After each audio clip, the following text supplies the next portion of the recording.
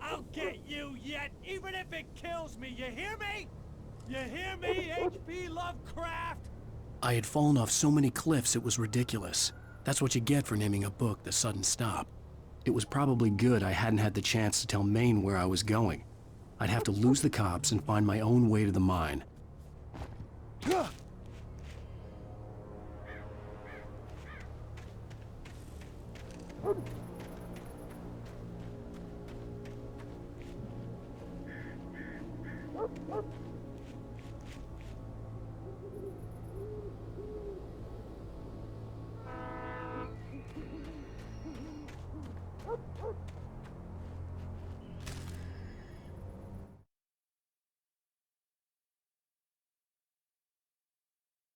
Nightingale stared through the broken studio window into the dark woods. He turned around, started to walk out, but Maine grabbed his arm. "Young man, you almost shot me. You don't shoot off rounds at people like that. What's the matter with you?" Nightingale shook his arm free, marched out. His cheeks burned with rage and humiliation.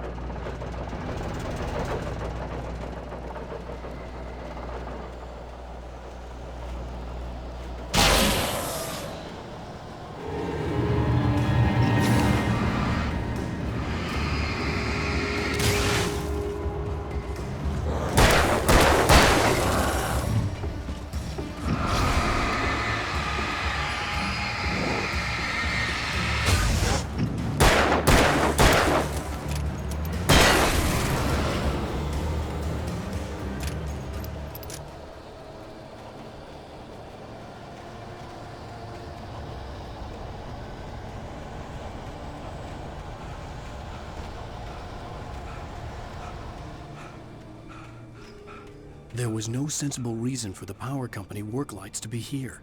It was almost as if they'd been left for someone like me to use.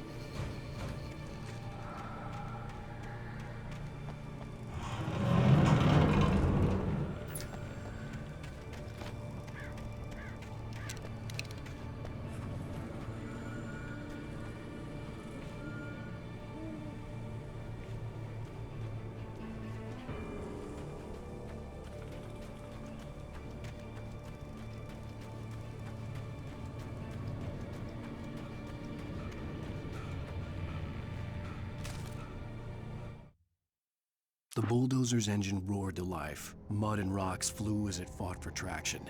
It crashed through the concrete wall and landed heavily in the yard. If it were an animal, it would have shaken its head after the impact, fixed its eyes on me, and charged. Of course, it had no head, nor eyes.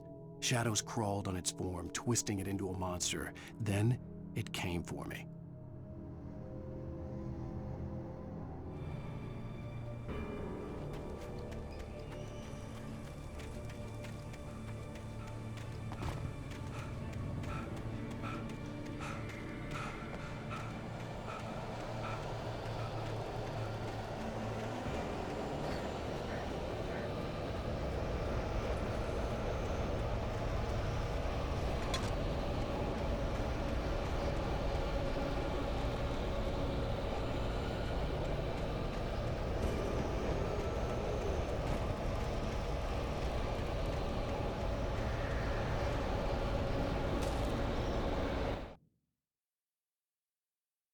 Sarah trusted her gut, and her gut said Agent Nightingale was an asshole.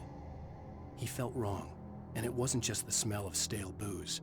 It was in the way he flashed his badge, pulled rank, the look in his eyes when he wanted answers. Where was Alan Wake? What was this about an accident? Where was his wife? And most importantly, why did she let Wake go? He wouldn't answer her questions. Federal business was all he'd say.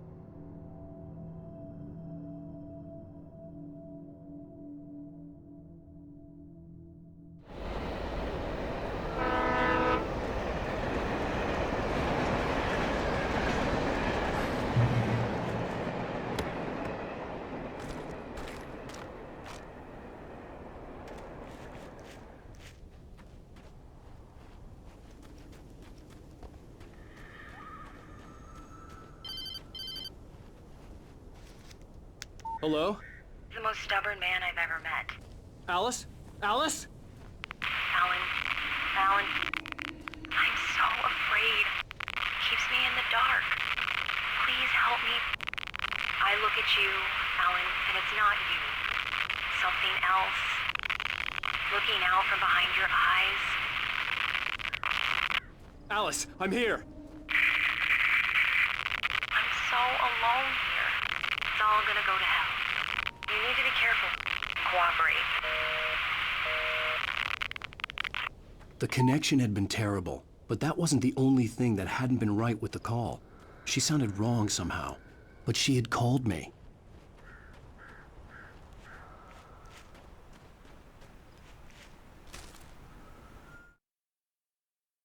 Mr. Randolph liked Rose. That little smile she had, how she was still. The pipe wrenched itself loose from the bridge's steel framework. Wrapped in darkness, it floated in midair, twitching. For a moment, I didn't understand what I was looking at. The heavy object lurched at me with impossible force. I threw myself out of the way, but just barely. When I turned my flashlight on it, it shook in a dark rage before it flew at me again.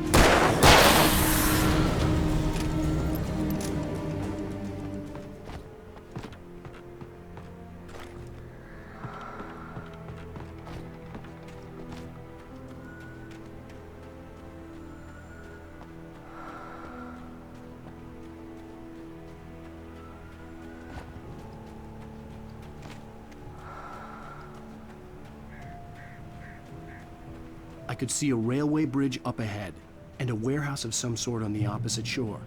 I hoped I could find a car from there.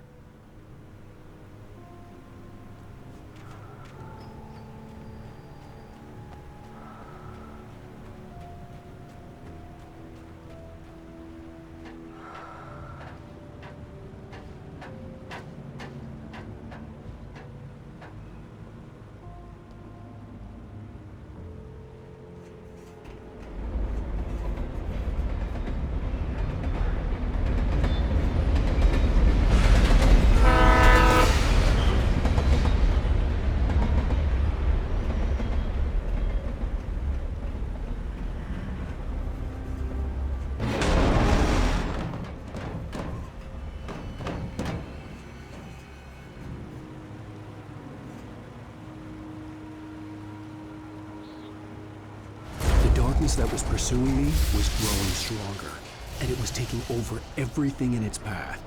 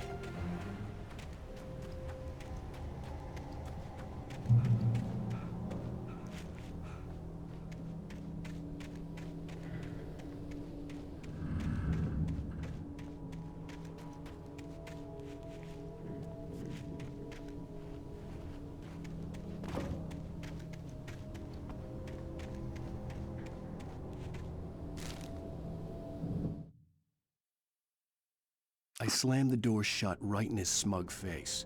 He pleaded for me to open the door. True to form, the asshole actually thought I would obey. I had no sympathy left, no guilt either, not for him. I took a moment to savor the scream. I bet I had a smile on my face. It was all that I had time for. The dark presence was inside the lodge with me.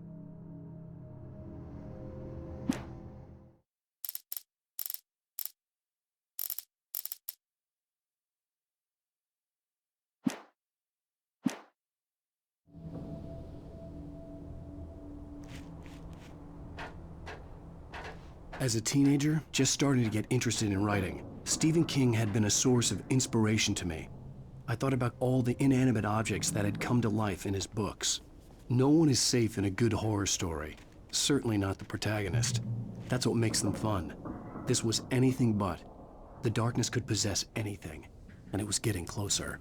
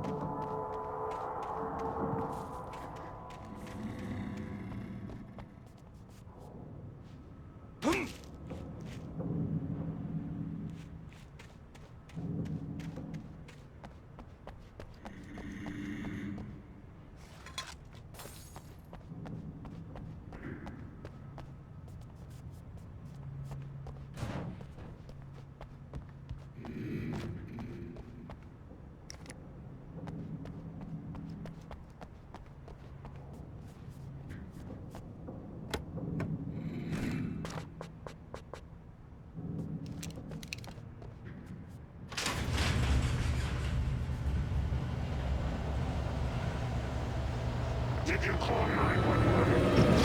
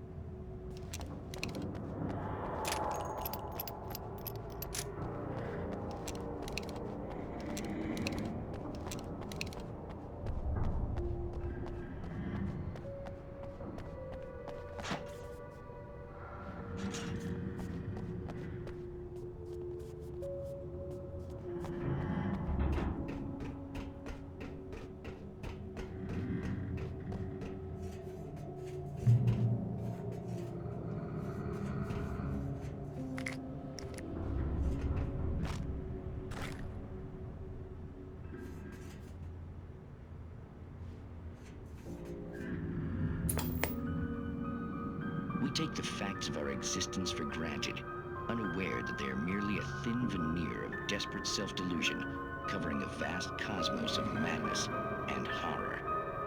All too often, the stars are right. In Night Springs. Tonight's episode, A Family Occasion. Journalist Alvin Derleth's trip to study the local customs of an insular community in Night Springs has been less than successful. Until tonight. Well, I'm glad you changed your minds about this. Ancient customs, local mythology. My editor loves this kind of stuff. Well, Mr. Derleth, we don't want to feel like we're on exhibition, but you have demonstrated the seriousness of your intent. Oh, I am serious. Really, just do your thing. I'll stay out of your way and observe. Actually, I thought you could assist us. I'm afraid we are a man short. It would provide you with an intimate perspective. Could I really? Of course, Mr. Derleth. Well, I guess that's the least I... What would I have to do? Oh, here. Let me show you with a kiss.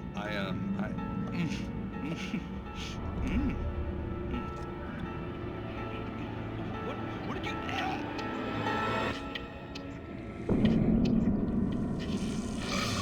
Oh, Mr. Derleth, you have well pleased Nixie Perka, the dweller in flesh. Your body shall host his 1,000 young, and all shall be glory.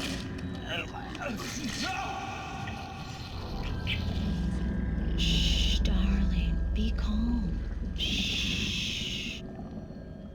Alvin Derleth learned a harsh lesson. If you go looking for mythology, it may come looking for you. And such quests always bear fruit. In Night Springs.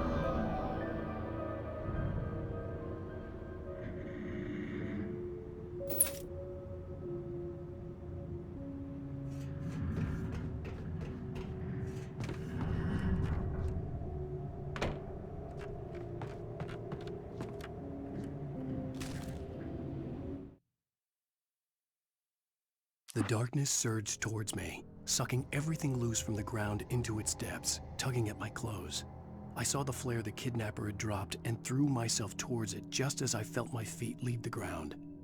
The darkness embraced me with the force of a tornado. Somehow I managed to light the flare. The darkness roared and cast me away. I fell toward the dark waters of the lake far below.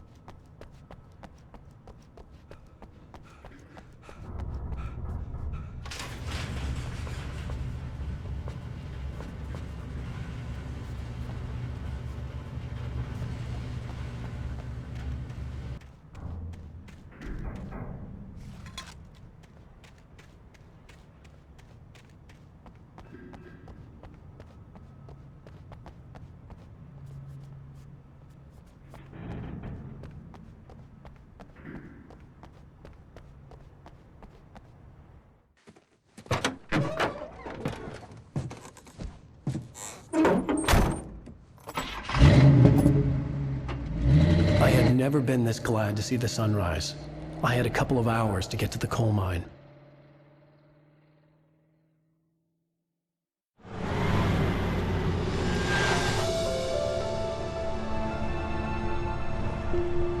The coal mine wasn't far now.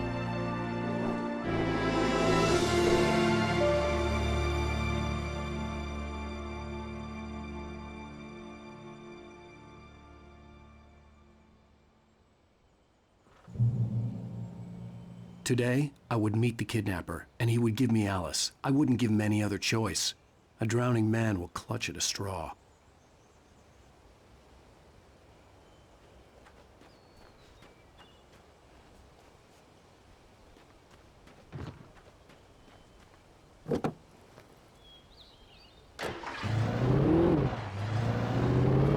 Little by little, without realizing it, I'd come to believe that the story in the manuscript was coming true. The current of its narrative had taken me deeper and deeper into dark waters. Alice had been taken from me. Barry was probably in jail. I was a fugitive from the FBI. The whole world taken over by the Dark Presence was trying to destroy me. It all felt real, but it matched a textbook case of insanity.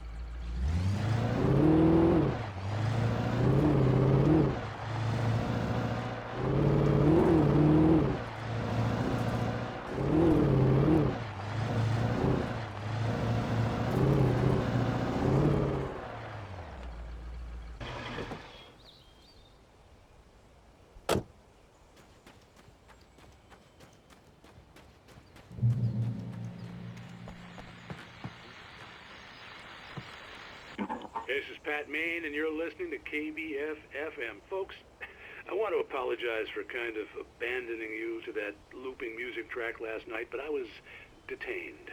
You see, I encountered a big-shot G-man with an itchy trigger finger who could use a lesson in manners and a boot in the ass, not necessarily in that order either. Now, folks, I know I'm not being very informative here, and I apologize for that.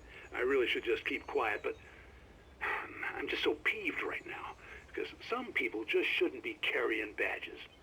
I'm just glad that our Sheriff Breaker was there to straighten things out. And if someone I met last night is listening, let me just say, I'm sorry if my mouth got you in trouble. I'm pretty sure you're not the bad guy here. Godspeed, son. I hope you know what you're doing. Now, on a lighter note, I'll be talking to Dr. Nelson all morning. But first, a little music.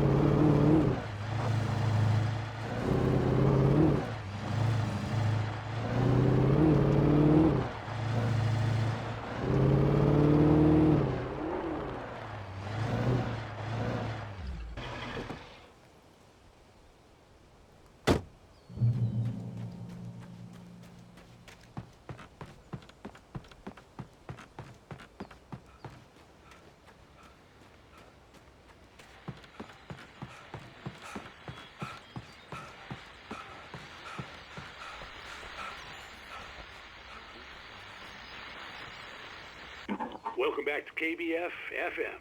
Hope you enjoyed that tune. Now, Doc, you were talking about life and finding that special someone, that soulmate. Well, you were talking about that. I was saying I don't buy it. Well, see, to me, that's strange, because I always pegged you as a hopeless romantic. You got me there, Pat. But I think love's where you look for it. And you need to do a lot of looking, sure. But the idea that there's that one special person out there for you, and if you miss that chance, it's gone forever, and you're forever incomplete. I mean, isn't that depressing? Or, heck, childish even? There's plenty of fish in the sea. And apparently a fisherman has a fishing analogy for everything, but what you're saying, isn't that a little harsh? Well, no. What I am saying is that your potential for finding that connection isn't limited to what's essentially a chance encounter. How is that harsh? Yeah, well, I guess that's a nice thought, but let me say something personal here. Okay. Now, well, I don't disagree with you exactly, but I can't really fit that together with what I feel, what I felt for someone, because she was the one. She was. And I let her drift away from me. Maybe I didn't put in the work, I don't know, but, well, since then, and it was a long time ago, but since then there hasn't been anyone, not like her. And I'm not saying I dwell on her or haven't moved on. I like my life. I'm not living in the past, but I do miss the way she completed me. You can't argue with the heart, Pat. I'm sorry, folks. I had kind of a scary experience last night, and let's just say it's shaken a few things loose.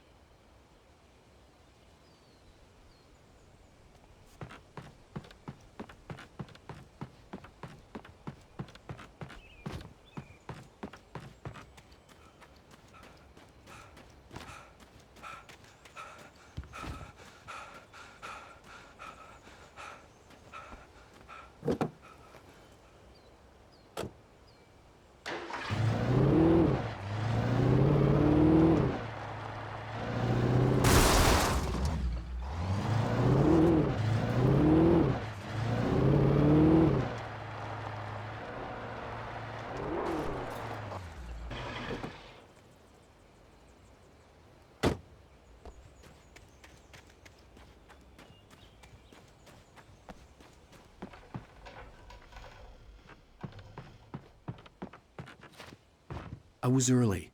I was supposed to meet the kidnapper at noon in the main building. The coal mine was quiet. It was a museum now.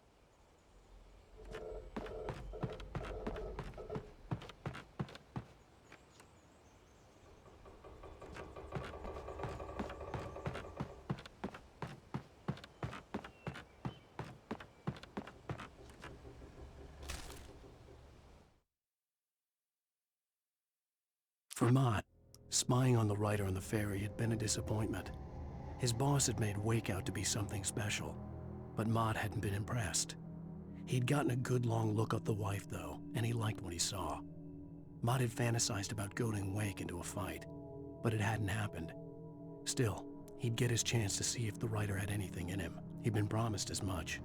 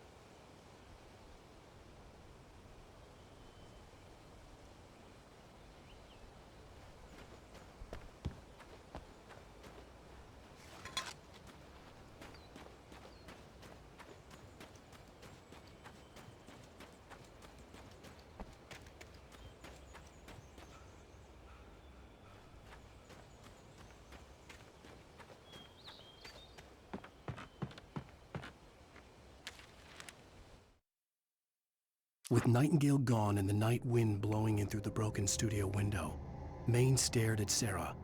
The sheriff looked away. Maine's voice shook with barely controlled anger. That boy's doing more drinking than thinking. I hope you know what you're doing, Sarah. He's got a sickness in his eyes. You take my word for it. He wants Wake for a reason, and it's not for anything good.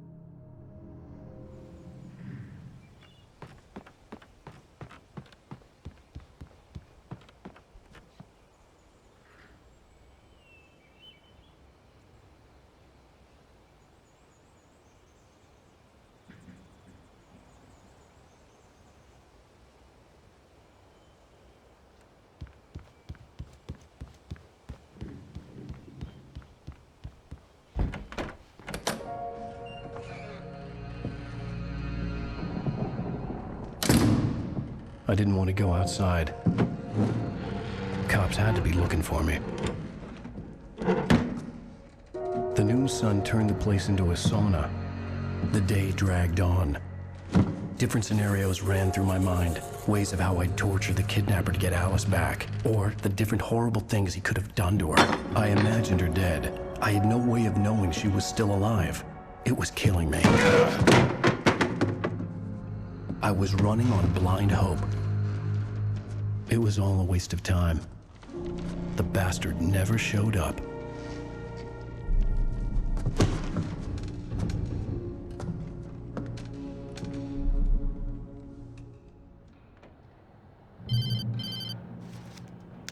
Wake! Where the hell are you? Change of plans. You know where Mirror Peak is? It's a big mountain north of where you are. You follow the path from the mine, you can't miss it. There's a lookout point there. I'll be waiting. I'm through being jerked around by you. You want to see your wife alive? Because if you do, you better watch what you say to me. Do we understand each other? I want to talk to Alice. Yeah, and I want the manuscript. Don't keep me waiting, Wake. Hello? Hello! Ah! I'm gonna kill him! I had to get to Mirror Peak.